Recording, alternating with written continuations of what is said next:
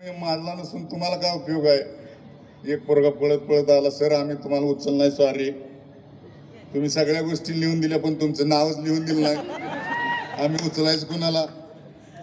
तर विद्यार्थ्याच्या पुढेही अशी एक प्रसंग येते की जे काय ॲब्सोल्यूट आहे तर तुम्ही थोडंसं रिलेटिव्ह वागायला शिकलं पाहिजे. सरांनी किंवा तुमच्या शिक्षकांनी एखादा चॅप्टर सांगितला तेवढंच करून तेवढंच पोस्टरवर मांडण्यापेक्षा गुगलमध्ये जाऊन त्याच्या संदर्भात आणखी काहीतरी करून हे मांडता आलं पाहिजे. हा जो आतापर्यंतचा जो कार्यक्रम आहे तो दृश्य लागावा असा होता. तुम्ही कोणाची कसर पाहुणचारात सोडलेली नाही, त्याबद्दल आम्ही सर्वांचे आभार आहोत. डॉक्टर विनायक ज्यांचे मनापासून खूप खूप आभार. त्यांची टीमवर्क खूप आनंदी, आल्हाददायी आणि एनर्जेटिक तसेच इन्थुजियास्टिक होती आणि आहे आणि ती तशीच राहावी पुढच्या आविष्कारपर्यंत.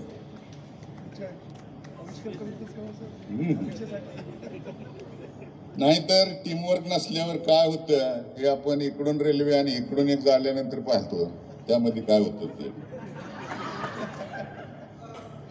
माझे मित्र सोलापूर विद्यापीठाचे विभाग प्रमुख, डायरेक्टर, बरेच पद बसवलेली CEO, कुलसचिव, सध्या प्रभारी कुलगुरू या पदावर काम करण्याचा त्यांचा गाढा अभ्यास असणारे प्राध्यापक विलासराव सर, पाटील सर, त्यांना नेहमी आम्ही FIBI म्हणतो. फिजनरी बाबा नव्हे, फिजनरी बाबा नव्हे, FIBI पाटील. तर विजनरी बुस्टर. आताही त्यांनी जाता जाता तुम्हाला आवाहन केलं की तुम्ही कधी या शिवाजी सोलापूर विद्यापीठाचे दरवाजे तुमच्यासाठी उघडे आहेत. तर त्यांचंही मी खूप मोठं योगदान आहे याच्यामध्ये. शैक्षणिक सामाजिक संशोधन कार्य त्यांचं वाखाणण्याजोगे आहे. तसंच त्यांनी बहुअंगी भूमिका निभावल्या आहेत. म्हणजे कधी प्राध्यापक असतील तर कधी ॲडमिनिस्ट्रेटरच्या रोलमध्ये असतील, पण एवढं असूनही त्यांनी संशोधनाची कास कधी सोडलेली नाही.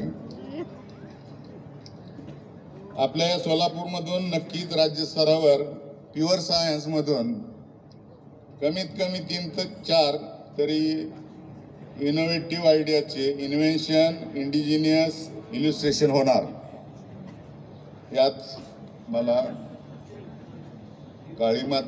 तीळ मात्रही शंका वाटत नाही. आपला हाच उत्साह कायम ठेवा.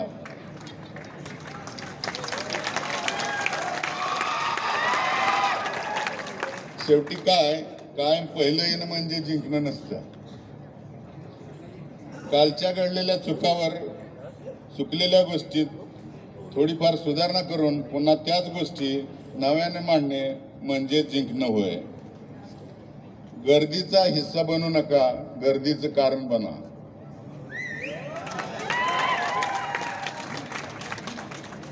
तुमच्या कॉलेजचे प्राचार्य माननीय लेंगरे सर म्हणजे एक अतिउत्कृष्ट सारथी आहेत. कालपासून बघतोय खूप शांत राहून डोक्यात काही ना काही संकल्पना घोळवत कुठं काय कमी आहे हे स्वतः जातीनिशी पाहतात. याची प्रचिती मी याची देही याची डोळी घेतलेली आहे आणि मला ती जाणवलेली आहे. सर तुमचं मनापासून धन्यवाद. तुमचे सचिन लड्डा सर म्हणजे एक चालतं बोलतं एक जबाबदार व्यक्तिमत्व. कॉलेजमध्ये असताना ते कुणालाही कसलीही सवलत किंवा अयोग्य गोष्टीकडे कानाडोळा करत असतील असं मला तरी वाटत नाही. ते नेहमी इलेक्ट्रॉन सारखं सरवर पळत असतात असं वाटतं.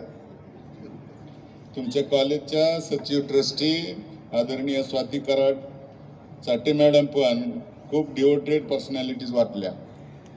विषयावरील बरोबरच त्यांचा ॲडमिनिस्ट्रेटिव्हवर हातखंडा दिसून आला. अतिशय आत्मीयतेने आमचा पाहुणचार केला. मला तर केरळमध्ये असल्याचा भास झाला. त्याचबरोबर या कार्यक्रमाचे आदरातिथ्य अमनेर सर, फडणवीस मॅडम व कराड सर या शुक्रतारा, चंद्रतारा, ध्रुवताऱ्याबद्दल माझ्या पामरानं काय बोलावं. जाता जाता ज्यांनी कोणी आविष्कार 2022 साठी 6 विषयांच्या साठी आम्हा 12 ज्योतिर्लिंगाचे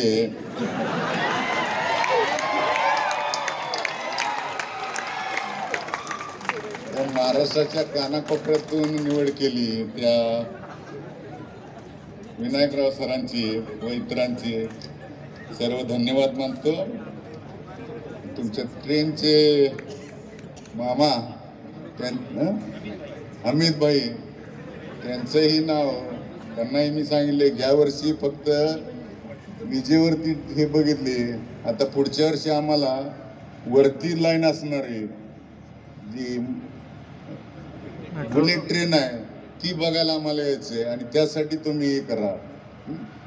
शेवटी आपणा सर्वांचं परत एकदा मनपूर्वक धन्यवाद मानतो. आपल्या सर्व MITच्या मेंबरांना धन्यवाद. नंबरावरती जाऊ नका, त्याच्या पाठीमागे असणाऱ्या भावनेवरती जावा.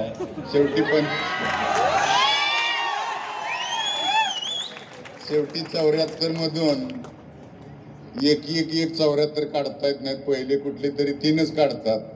हाताच्या 5 बोटातलं एक निवडायचं म्हटलं तर 4 ना पाठीमागे सारायला लागतं. तुम्हाला तर 74 मधून आम्हाला 3 आणि 3 आणि 2 काढायचे होते. 8 जे आले असतील त्यांचंही स्वागत, जे आले असतील न आले असतील त्यांना पुढील भविष्यासाठी खूप खूप शुभेच्छा. सोलापूरमध्ये तर तुम्हाला VB पाटील आहेतच, पण कोल्हापूरमध्ये अण्णा मोहोळकर आहे, एवढं लक्षात ठेवा. धन्यवाद.